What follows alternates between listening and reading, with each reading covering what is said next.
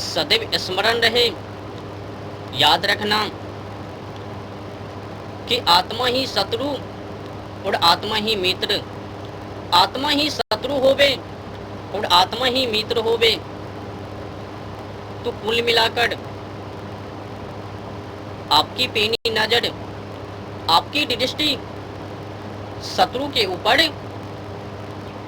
सदैव बने रहे, कायम में रहे, क्योंकि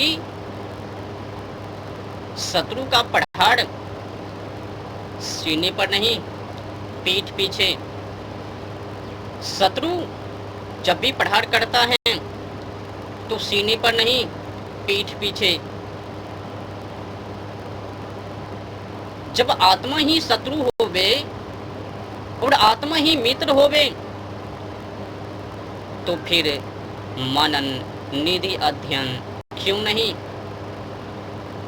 क्यों? गबड़गंड गपोड़े बड़े बड़े दिग्गज पोप जी के ऊपर ऐसे ही विश्वास।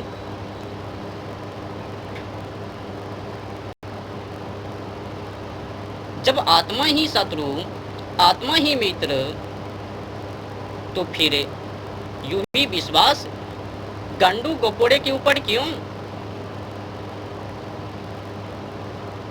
इसीलिए एक बाड़ी नहीं, 100 बाड़ी नहीं, 1000 बाड़ी मनन निधि अध्ययन सोच व विचार किया जाए। किसी भी बड़े बड़े दिग्गज गबड़गंड गपोड़े पोप जी के ऊपर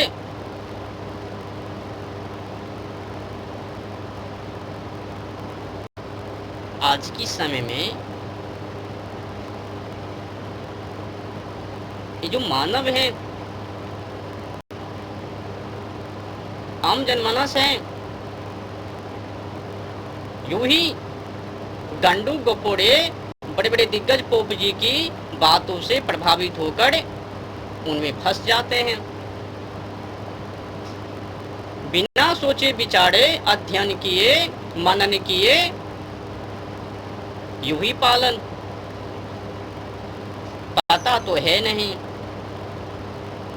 दही तो जमता नहीं, बातें तो बनता नहीं, पर अज्ञानता होने के कारण यूं ही विश्वास। एक फंसाने के लिए चाह रहा है, दूसरे फंसने के लिए। अब समझ में नहीं आता,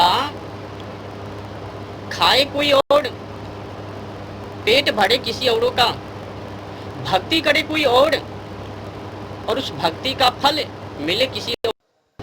बस इतना बोल दिया कि मैं तुम्हें दे दिया, तुम्हारे के लिए कर रही हूं,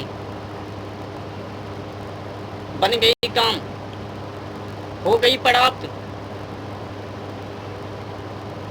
अब सीधे ब्रह्मलोक को जाएंगे, परम धाम को जाएंगे, सत्यलोक को जाएंगे।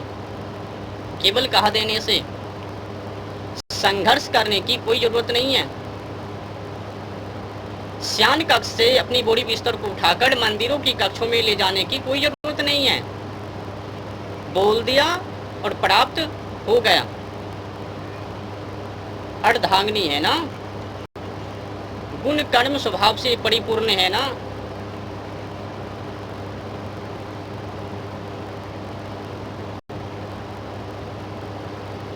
क्या मजाक है। एक गंडू गपोड़े बड़े बड़े दिग्गज पोप जी न्यू मॉडल का चाल व षड्यंत्र रच रहे हैं और उस षड्यंत्र में ये श्रोतागण यूं ही फंसते जा रहे हैं। याद रखना, शत्रु में और ये आज के बड़े बड़े दिग्गज गपोड़े गबड़गंड पोप जी, इनमें कोई अंतर नहीं है। जिधर देखो, जहां पर भी देखो, वहीं पर ठगते हुए, मूर्ख बनाते हुए, उल्लू बनाते हुए, नरकों में डालते हुए दिखाई पड़ता है। पर देखने वाले, समझने वाले मानवों की आंखें होनी चाहिए, सोच व विचार होनी चाहिए, क्षमता होनी चाहिए। वो गबड़गंड गंडू गोपोड़े बड़े बड़े दिग्गज पोप जी वो फंसाने के लिए न्यू न्यू मॉडल साजिश व षड्यंत्र और फंसने के लिए शत्रु का काम क्या है? शत्रु के वाणी में, वाचन में, व्याख्यान में, उपदेश में बढ़ाता ही है मीठी स्वाद, रस, हल्कीपन, बोली, केवल फंसाने के लिए।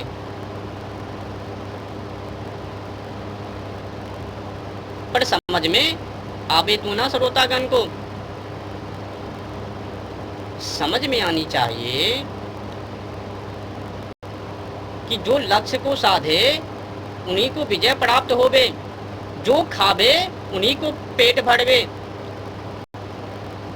जो अध्यात्म पर चलवे उन्हीं को भक्ति प्राप्त होवे, भगवान प्राप्त होवे, मुक्ति प्राप्त होवे, मोक्ष पावे। केवल कहा देने से, आलसीपन हो जाने से, कर्म को नहीं करने से और बोल देने से मुक्ति एक कल्पित है। विद्या विरुद्ध बातें हैं, उपदेश हैं। ऐसी बातों को मैं सार्थक नहीं कर सकता, एक गलत है। एक गंडू गबड़गंड गंडू गोपोड़े की चाल है।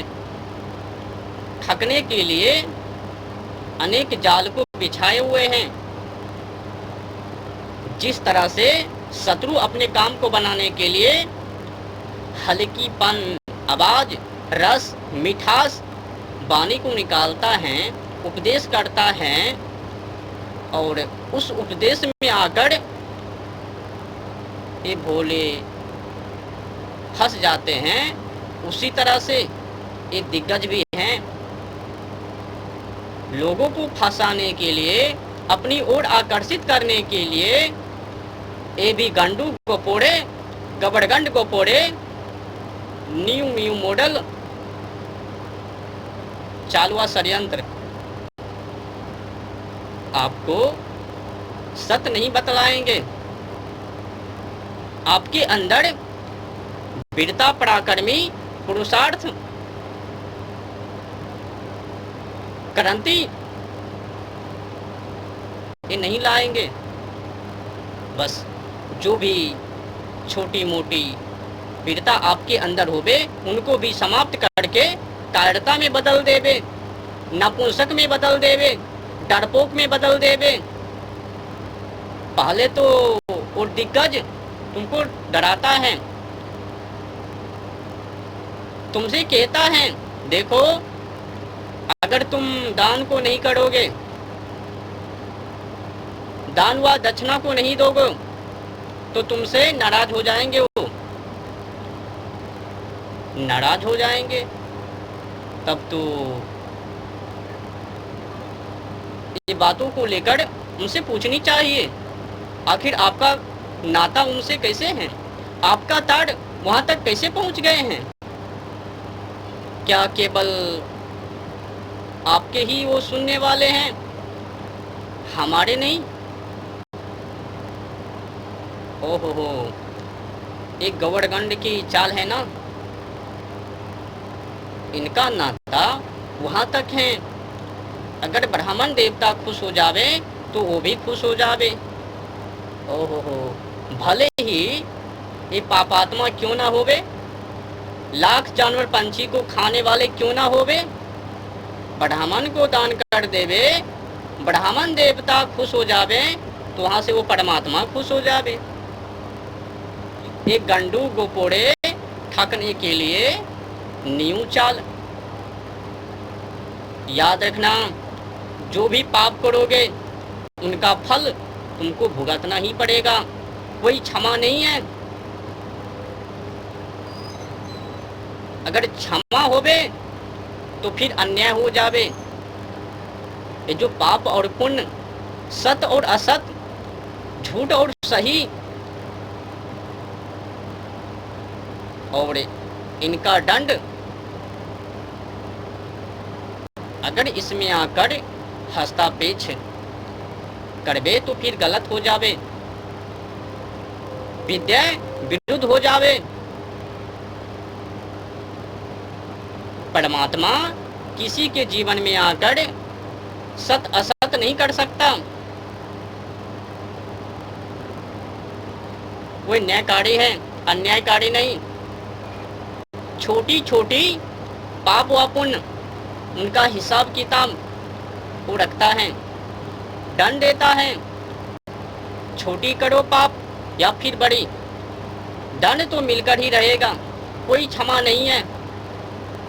ये जो गांडू गोपोड़े बड़े बड़े पोप जी कह रहे हैं, दान कर दो क्षमा हो गई पाप, चले जाओ उनके शरण में क्षमा हो जावे पाप, ये गलत है। कोई भी पापों की क्षमा नहीं है। जो भी पाप तुमसे हो गया उनका दंड मिलकर ही रहेगा। अगर कोई पोप जी बोल रहे हैं पापों की क्षमा है तो फिर विद्या विरुद्ध है। तब तो ये जज वाले बात हो गए। ये जो जज रुपया को लेकर न्याय करता है ना, जिनके पास अधिक धन होवे उनके साथ हो जावे जज वकील। देख तो हो ना, जो गरीब होवे उनके साथ जज व वकील ना देवे, जिनके पास अधिक धन होवे उन्हीं के साथ वो जज और वकील देवे। भले ही लाख पापी क्यों ना होवे वो धनवान वाले व्यक्ति, भले ही लाख पुण्यात्मा एक गरीब क्यों ना होवे, जज उन्हीं को साथ देता है जो धनवान है, अर्थव्यवस्था में बलवान है।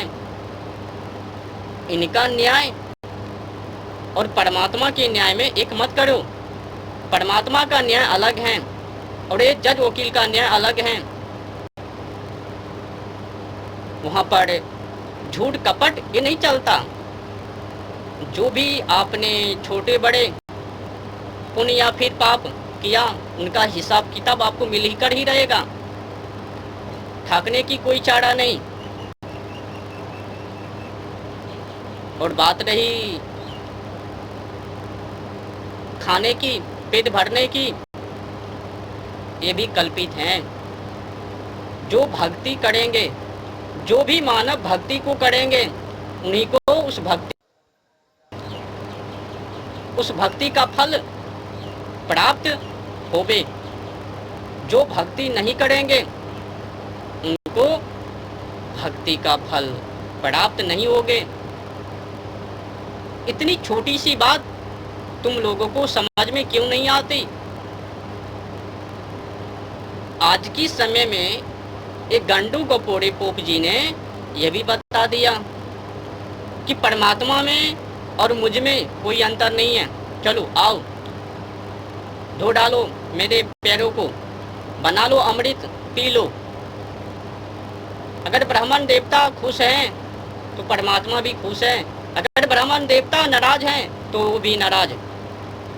ऐसा बोल रहा है जैसा कि ये ब्राह्मण देवता के अंदर गुण कर्म स्वभाव से परिपूर्ण है। शयन कक्ष से अपनी बोरी बिस्तर को उठाकर मंदिर की कक्षों में ले गए हैं। एकदम सत्य बोल रहे हैं। ओहो हो, देखो ना चाल, एक तो जुठाई की, कल्पित की, उनको सपोर्ट कर रहे हैं, ऊपर से बोल रहे हैं कि अगर मुक्ति पाने के लिए चाहते हो दान व दक्षिणा, क्या इन्हीं के माध्यम से मुक्ति पा लेबे? क्या केवल नाम को पकड़ लेने से मुक्ति पा लेबे? अगर पा लेबे तो गलत है, विद्या विरुद्ध बातें हैं। केवल नाम से नहीं, नाम को पावरफुल करने के लिए अध्यात्म की जरूरत है, गुण कर्म स्वभाव की जरूरत है। केवल नाम को पकड़ लेने से वो हल्केपन है, कमजोर है।